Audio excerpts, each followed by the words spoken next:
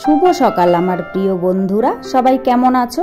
আশা করছি যে যেখান থেকে আমার ভিডিও দেখছো সবাই ভালো আছো, সুস্থ আছো। আর আমরাও খুব ভালো আছি। অরুণাচল প্রদেশের এই ছোট্ট গ্রাম থেকে আমি আবারও চলে আসলাম নতুন একটা ব্লগ ভিডিও নিয়ে। সম্পূর্ণ ভিডিওটা জুড়ে আমার সাথে থাকার অনুরোধ রইল। যারা নতুন এসেছো, ভিডিওটা যদি ভালো লাগে প্লিজ একটা লাইক করে চ্যানেলটি সাবস্ক্রাইব করে আমার পাশে থেকো। আর যারা আগের থেকেই সাবস্ক্রাইব করে রেখেছো, আমাকে সাপোর্ট করেছো, তাদের জন্য রইল অসংখ্য অসংখ্য ধন্যবাদ।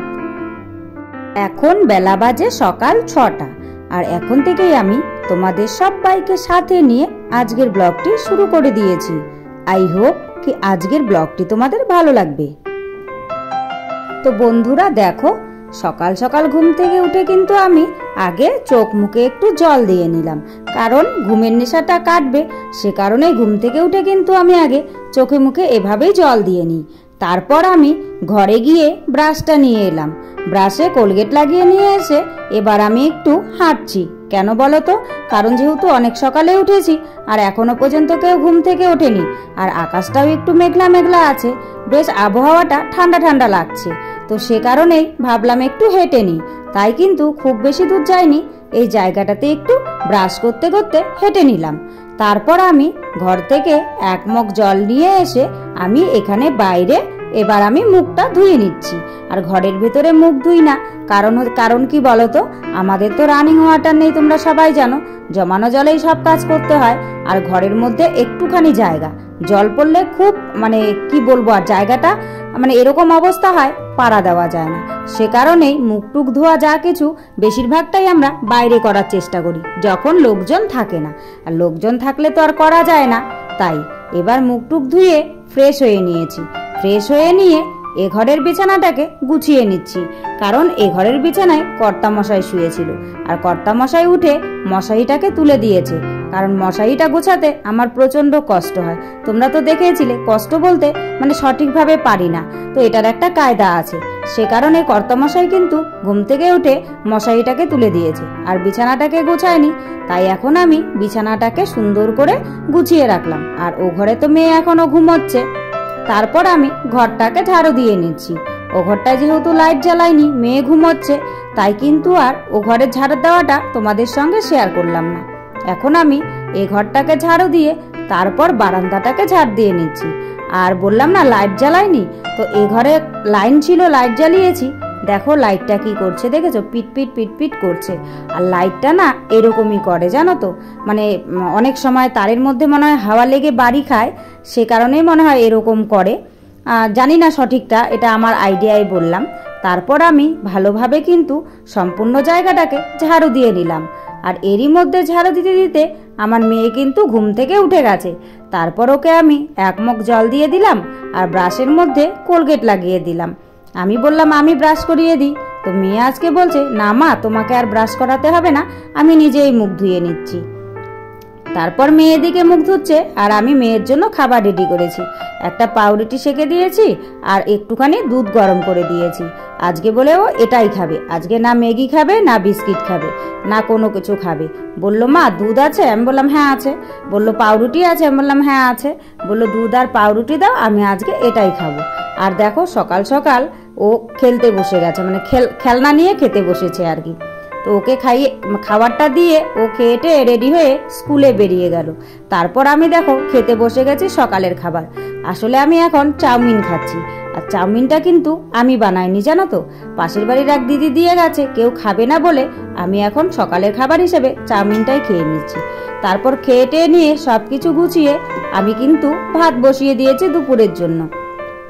তো এদিকে ভাতটা হতে থাকুক, এখন আমি শাকটাকে বেছে নিচ্ছি।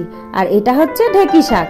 এই শাকটা বাঁধা ছিল, তোমরা হয়তো দেখে ভাবছো যে শাকটা কিনে নিয়ে এসছে। না গো বন্ধুরা, শাকটা কিনে নিয়ে আসেনি। এই শাকটা আমার কর্তামশাই কাল বিকেলে তুলেছে। কাল বিকেলে জল ছাড়তে গেছিল, তো ওখানে নাকি খুব সুন্দর ঢেঁকি শাক হয়েছে, অনেকগুলোই তুলেছিল। তো পাশে এক স্যার বলেছেন উনার কিছু লাগবে, উনাকে কিছু দিয়েছে আর এইটুকু বাড়ির জন্য নিয়ে এসছে। তো আজকে এখন কর্তামশাই বাজারে গেছে, তো বাজার থেকে কিন্তু কি নিয়ে এসছে বলো তো বন্ধুরা? এই যে মাংস নিয়ে এসছে। আর মাংসটাই রান্না করব। সকালে তো ঢেঁকি শাক ভাজা করেছি, আর এখন যেহেতু মাংস নিয়ে এসছে তাই কিন্তু আর অন্য কিছু করব না, মাংসের তরকারি আর ঢেঁকি শাক ভাজা। তো মাংসের তরকারিটা আমি বসিয়ে দিলাম, আগে মাংসটাকে ম্যারিনেট করে নিলাম। আর কি বলো তো, এখানে তো সব কাটা মশলা দিয়েই করি, কারণ বাটার মতন কিছু নেই।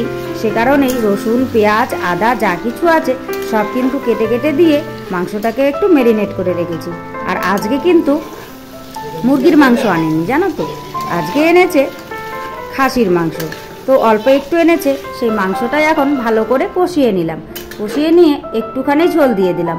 এখন মাংসটা সিদ্ধ হলেই নামিয়ে নেব। তো মাংসটা ততক্ষণ হতে থাক, আর আমি এদিকে বাদ বাকি কাজকর্ম সব করি। এই যে পোটলাটা দেখতে পাচ্ছ, এটা কিন্তু আগের, এটা জানো তো আজকে আনেনি। তো পোটলাটা মানে পরিষ্কার করে নিচ্ছি আর কি। তো চিনি ছিল, চিনিটা ভরে নিচ্ছি। আর চিনিতে জানো তো পিঁপড়ে ধরে গেছে, তাই কিন্তু চামচ দিয়ে ভরে নিচ্ছি। আর ডালটাও, কৌটোর ডালটা শেষ, তাই ভাবলাম কিছুটা ডাল কৌটোতে ভরে রাখি। তাই কিন্তু কিছুটা ডাল, কৌটোটা যেহেতু ছোট, সম্পূর্ণ ডাল ভরা যাচ্ছে না, তাই কিছুটা ডাল কৌটোতে ভরে রাখছি। আর এদিকে কিন্তু অনেকটাই যেহেতু বেলা হয়ে গেছে, মেয়ে স্কুল থেকে চলে এসছে, আর মেয়েই কিন্তু আমাকে এই ভিডিওটা করে দিচ্ছে। তারপর ডাল টাল সব গুছিয়ে নিয়ে সোয়াবিনগুলোকে গুছিয়ে নিচ্ছি। আর সোয়াবিনের কৌটোটা যেহেতু ছোট, সবগুলো সোয়াবিন কিন্তু কৌটোতে ধরেনি, যেটুকু ধরেছে সেটুকু ভরেছি, আর বাদবাকিটা প্লাস্টিকেই আছে। তারপর আমি বসে গেছি কাঁঠালের গুটি ছুলতে। এই কাঁঠালের গুটিগুলো কালকে ছুলে ভিজিয়ে রেখেছিলাম। এবার লাল চামড়াটাকে আমি এই চাকুটা দিয়ে ঘষে ঘষে তুলছি। আর এভাবে করলে না সময় লাগে না, আর খুব ভালোভাবে উঠে যায়, জানো তো। মানে রাতের আগে যদি হচ্ছে উপরের খোসাটাকে ছাড়িয়ে কিছুক্ষণ সময় ভিজিয়ে রাখা যায়, তাহলে পরবর্তীতে ভেতরের খোসাটা উঠতে এতটাও সময় লাগে না, খুব সহজেই খুব সুন্দরভাবে কিন্তু উঠে যায়। আর মেয়ে দেখো সকালবেলায় রুটি খেয়ে ভালো লেগেছে বলে এখনো কিন্তু একটা পাউরুটি খাচ্ছে, বললে একটু পরে ভাত খাবো মা, একটা পাউরুটি খাই। একটা পাউরুটি চিনি দিয়ে খেয়ে নিয়ে খেলতে বসে গেছে। আর আমি এই যে লঙ্কার খোসাগুলো ছাড়িয়ে নিচ্ছি, আর সবজি টবজিগুলো রেখে দেবো। আর তোমরা তো জানোই এই কয়েকদিন থেকে আমাদের কিন্তু সব জিনিসপত্র মাটিতেই রাখা হচ্ছে, মানে পাকাতে। তো তাই কর্তামশাইকে বলেছিলাম একটা ঝুড়ি আনতে, কর্তামশাই এই গোলাপি ঝুড়িটা নিয়ে এসছে। মানে এখানে জিনিসের তো প্রচুর দাম, তো হচ্ছে সেরকম বড় ঝুড়ি আনতে পারেনি, ছোট। যাই হোক, ছোটটা দিয়েও আমার কিন্তু অনেকটাই কাজ চলে গেছে, জানো তো। তারপর এখানে লঙ্কার বোটাগুলো ছাড়িয়ে রেখে দিলাম ঝুড়ির এক সাইডে, আর টমেটোগুলো মাটিতে আছে, তো এগুলোকেও সাইডে সাইডে সুন্দর করে গুছিয়ে রেখে দিই।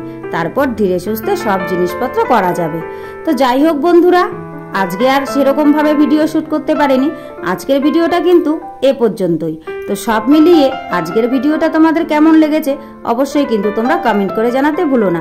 আর যদি ভালো লাগে প্লিজ একটা লাইক করো, কমেন্ট করো, শেয়ার করো, আর আমার চ্যানেলটিকে সাবস্ক্রাইব করে এভাবেই আমার পাশে থেকো। সবাই ভালো থেকো, সুস্থ থেকো, তোমাদের পরিবারে সকলকে নিয়ে ভালো থেকো। তোমাদের সঙ্গে দেখা হচ্ছে পরবর্তী কোনো ভিডিওতে নতুন কোনো ব্লগের সাথে। আর এটা হলো আমাদের এখানকার সন্ধ্যের সিন, কেমন লাগছে।